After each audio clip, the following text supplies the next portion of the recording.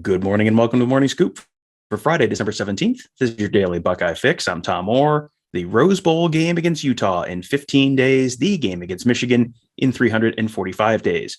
One quick note off the start, the men's basketball game against Kentucky, scheduled for this weekend, has been canceled due to COVID cases within the OSU program. So you'll have even more time to watch football this weekend than you probably thought.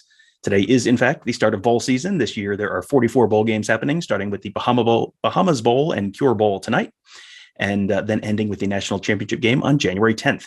That is a lot of football and probably a lot of teams you haven't spent a lot of time watching this fall. So to get you ready for it, I wanted to bring in Brett Ciancia of Pick Six Previews to run through the next week or so of games and let you know which bowl games you definitely want to carve out some time for during a very busy time of year. Brett, thanks for joining me. Yeah, thanks, Tom, for having me on, and thanks to the Buckeye Scoop Nation out there. It's excellent coverage over there at your site and your Twitter. And it's been a hectic season. It's been a crazy season. We talked in the preseason, and my playoff field back then was a little bit against the consensus. It had some new faces, and that theme has stuck true. Here we are with a couple new faces in there, but I'm excited to break it down with you. Yeah, I wanted to start with that actually, because before the year you didn't have Clemson in the playoff.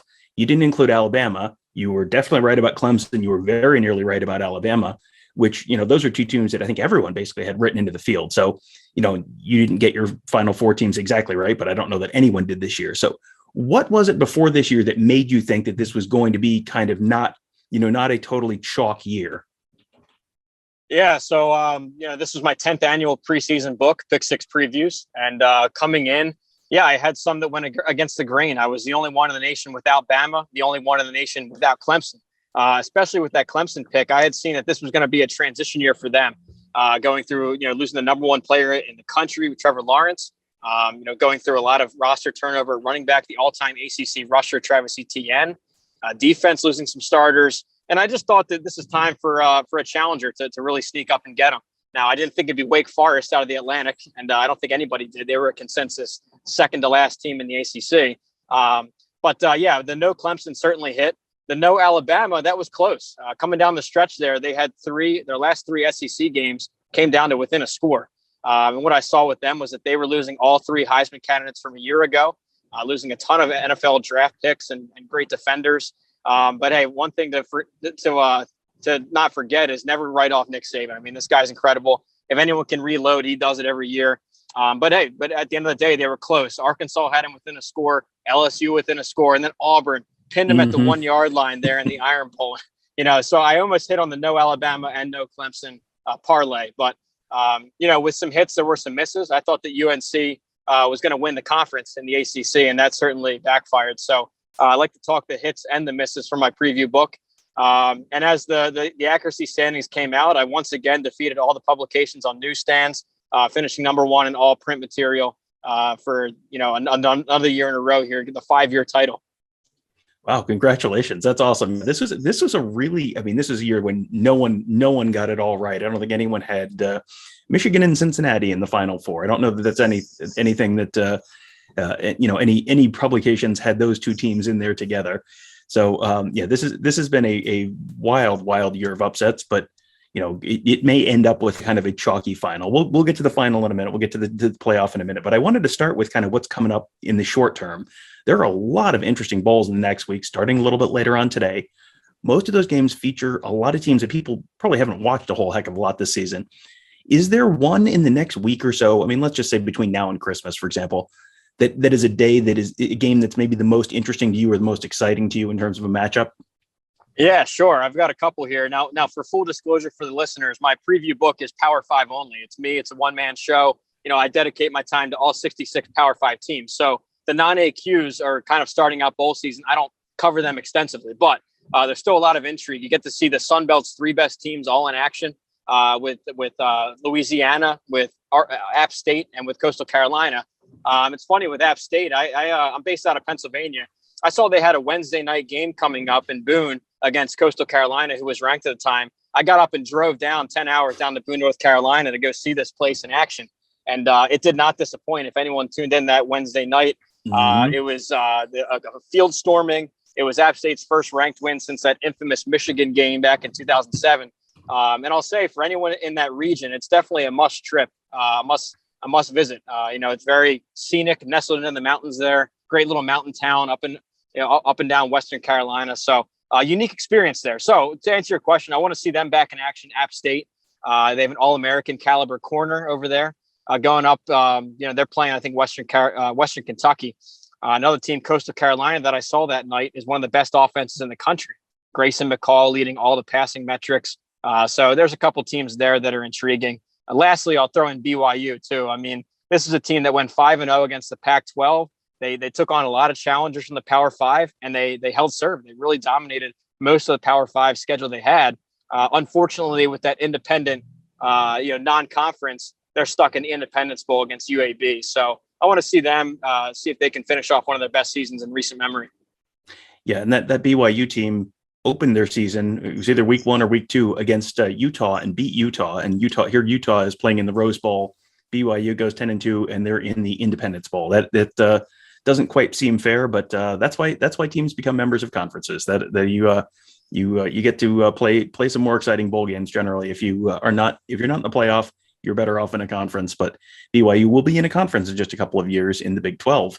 One of the fun things about bowl games is you see these weird matchups and just interesting matchups of either a styles make fights kind of game, or coaches playing their old teams, or just sort of matchups you don't generally get to see during the regular season. There a couple of years ago when we were out covering the Fiesta Bowl, the Ohio State Clemson Fiesta Bowl, I dragged Tony Gerdeman to the Cheez-It Bowl, which was just a couple days before the Fiesta Bowl in downtown Phoenix, because it was an air raid Wazoo team, an old Mike Leach air raid team against a triple option Air Force team. And it was like the ultimate styles make fights, like the two most different kind of offenses you could see playing head to head.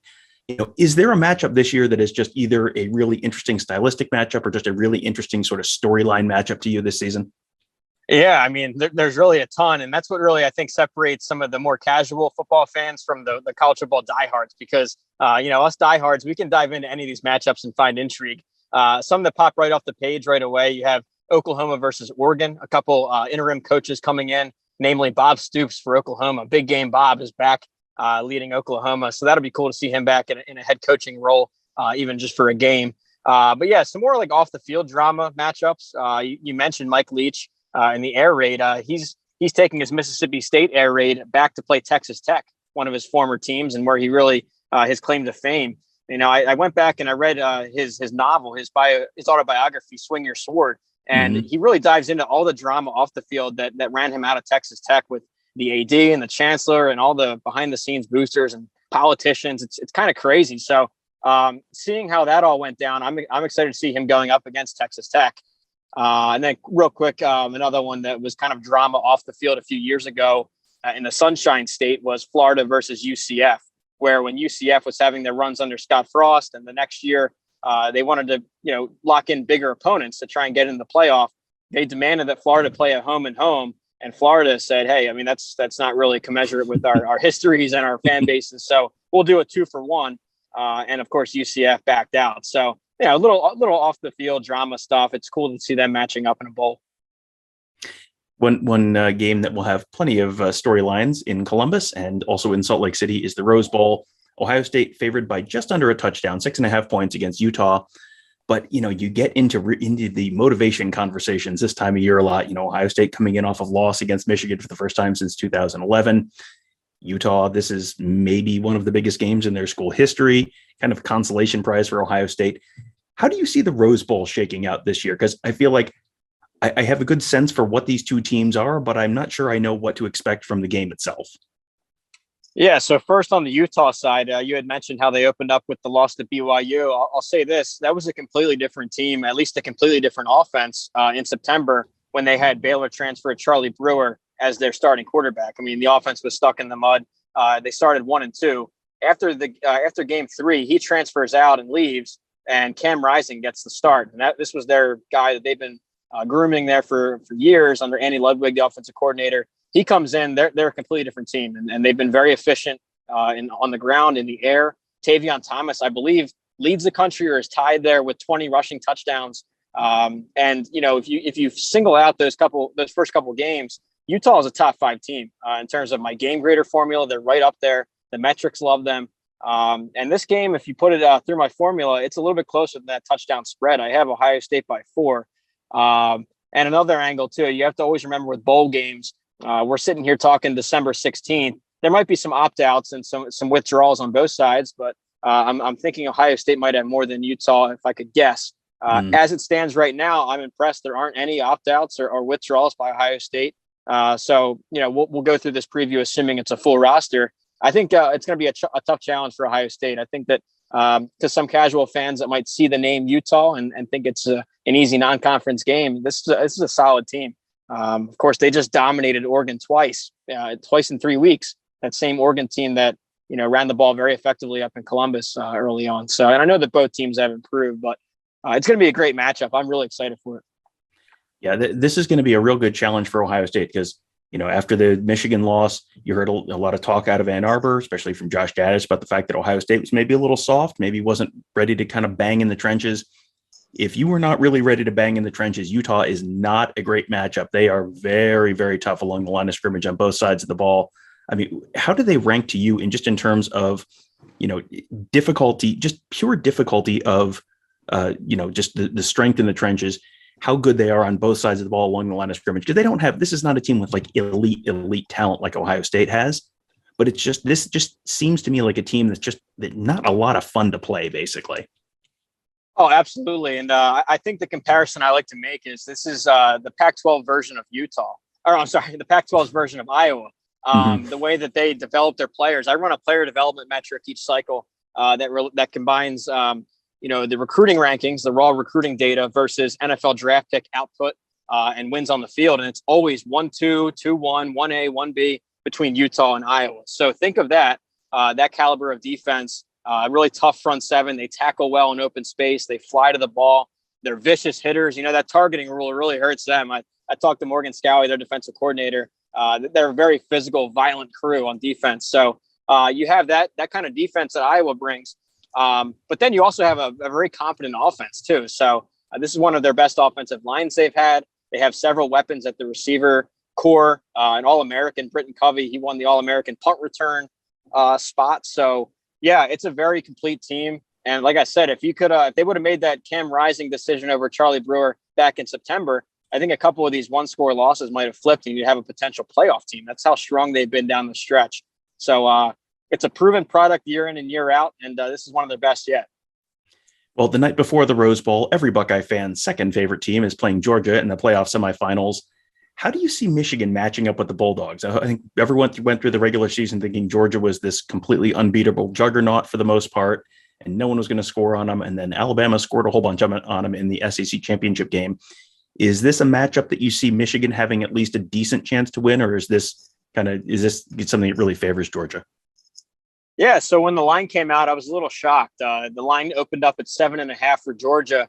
My game grader, my numbers, they have Georgia only by 2 points, almost into that pick'em range. So I thought that it'd be a little bit closer of a draw. So to break it down, right away, strength on strength is Michigan's offensive line and run game going up against that nasty front seven of Georgia. Michigan comes in top 10 in run percentage in terms of their play calls that are runs, they're run heavy. And that's going up against the number 3 rushing defense in the country with big nose tackle Jordan Davis, Kobe Dean, another All-American on the outside. So that's going to be fascinating to watch. An area where Michigan might have an edge is in the long yardage pass game, where they're top 10 in explosive long yardage pass plays. And Georgia's secondary, if you can call it a weakness, I know it's relative on one of the best defenses of the year, a relative weakness is their secondary. So maybe there's some shots they can make in the pass game. And flipping it to the other side of the ball, when Georgia has the ball, and this is me all season, Daniels to come back healthy. We haven't seen it. But based on the quarterback, they're two completely different offenses. With Stetson Bennett, the former walk-on, they're like the Georgia of old, where it's, I formation, they're running the ball heavy, play action, which he's good at, but he's not much of a pro style and spread quarterback. Now, when JT Daniels is in, it's more modernized. It's that pro spread, like I talked about, more vertical shots, and he's a more polished passer. So I don't know who's going to come out at quarterback. With Bennett, I don't know if they can win at all. I think with Daniels, this is the Georgia we thought we had if JT Daniels comes out healthy. So you're leaning Georgia, but in a fairly close game? Is that what I'm getting? Yeah, Tom, it's tough because we're still 2 weeks away, and I don't know who's starting a quarterback. I wish I could tell you. I'll say this: if it's Stetson Bennett and the team we saw the last couple of weeks, I think I'd take Michigan with the 7.5. If we come out and it's JT Daniels, he's 100%. I know they're getting some receivers back. If their whole arsenal's there, I think Georgia rolls. So it's really tough. I need a couple more weeks to see who's starting, but I don't know if we're going to get that intel. Kirby Smart's been playing it very close to the vest, telling reporters that it's still an open competition. They're both getting reps. So we won't know until kickoff. So that's a tough one. And we might not even know past kickoff. I remember watching a Georgia postseason game a little while ago in which one of the teams pulled the quarterback in the middle of the game, if you can believe that. Speaking of that team, Alabama is going to be playing Cincinnati in the early afternoon matinee college football playoff game. Is there any reason to think Cincinnati can pull off a big upset against the Tide? I know it makes for bad podcasts and bad radio, but I just don't see it. Now I'll break it down a little bit. If you follow me on Twitter, you've probably seen I've been tough on Cincinnati and just the non-AQ in general. Just the fact that they're going through 11 non-AQ opponents while the others get 2. I think that the week-to-week grind of an SEC or a Big Ten is apples to oranges when you compare it to the weekly schedule of the AAC. So, but with all that said, here we are. Congrats, Cincinnati. They certainly earned it this year. I mean, a lot of multi-loss conference champs. So the road was there for them. And in a 4 versus 5 debate, they went out to number 5's house, Notre Dame, and beat them by double digits. So they certainly deserve their spot. Now, hey, welcome to the party. You get Nick Saban right out the gate. So it's going to be tough. I'm talking Cincinnati first. It starts with Desmond Ridder, 65% completion, 30 touchdowns, just to 8 picks. He's been very efficient. He's mobile, too. He can get it done on the ground. On defense, a couple All-American caliber corners, too, with Sauce Gardner and Bryant. So very strong defense there under Luke Fickell, a name that Buckeyes are very familiar with, obviously. So they're very respectable, but I just think it's a whole different beast going up against Alabama. And, it's funny, 2 weeks ago, I'd have said that this could be a potential ball game, but the way that Alabama came out and flexed on Georgia on the greatest defense we've seen in a decade, scoring at will. Bryce Young, very creative in the pocket, extending plays. I don't know if you saw the one play. This kind of sums him up, how creative and elusive he is. He scrambled out on 3rd down and kind of pitched the ball like an option, even though it was a design pass play, but found his running back on the sidelines, and that picked up the 1st down. So super creative. It's 5 stars at every position group. And I think Alabama has the talent edge and the overall coaching edge. So I like them to cover the 13.5. So I'm not going to hold you to this, permanently, but as of right now, we still have some stuff we don't know yet about Georgia's quarterbacks and all that. But as of right now, which of these 4 teams is most likely to win the national championship to you right now?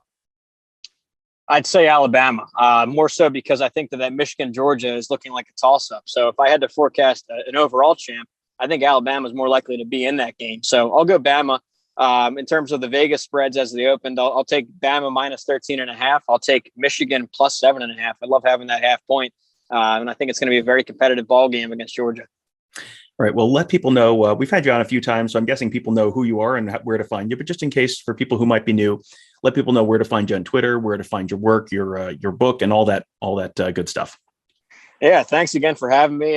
For those on Twitter, it's at Pick Six Previews. And, I appreciate all the followers, all the Buckeye people, and go ahead and follow me. I love interacting with you guys. And I don't say this to all fan bases, but Ohio State, really, I respect them, the fans, because you matched my passion level for the sport. I'm based here about an hour outside of Philadelphia. And as you can imagine, it's all NFL and pro sports talk.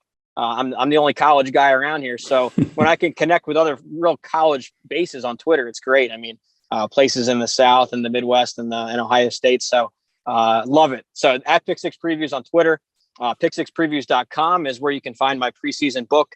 The 10th annual was published this July, 11th annual coming up next July. And I've already started on the graphics and I'm reaching out to some coordinators and coaches. I love to connect with them via interviews and messages. And then, after these playoff and bowl games, it's breaking down film from the whole season. I kind of rewatch everything and re-listen to everything. So I'll be tuning into your recaps and keep up the great work to you and all the Buckeye Scoop crowd. And thanks again for having me on. And thanks again to Brett for joining me. He is always one of my favorite guests, super knowledgeable about all sorts of teams across the country. Love to talk to him about pretty much anything. Bowl season, always a great excuse to have him on again. So thanks again to Brett. And make sure you check out all of our great shows, all of our great podcasts on Apple Podcasts, Google Podcasts, SoundCloud, Springer, Spotify, you name it, we're there. Just search Buckeye Scoop to find all of those. You can subscribe right there. Also leave us a 5-star rating and review. And also check us out on YouTube, youtube.com/Buckeye Scoop. You can hit that bell to subscribe there, get notified every time we post a new live show. Tony Gerdeman, Kevin Noon, and I will generally do a live show sometime on a Friday or over the weekend. Well, we may try and do one of those again this weekend. So go to youtube.com/Buckeye Scoop and hit that bell. And if you're watching on YouTube, just hit that bell right there. And also hit that thumbs up. That does help other folks find these shows on YouTube as well, which we do genuinely appreciate. That'll do it for today. Thank you guys all for joining us. Have a great day. We'll talk to you tomorrow.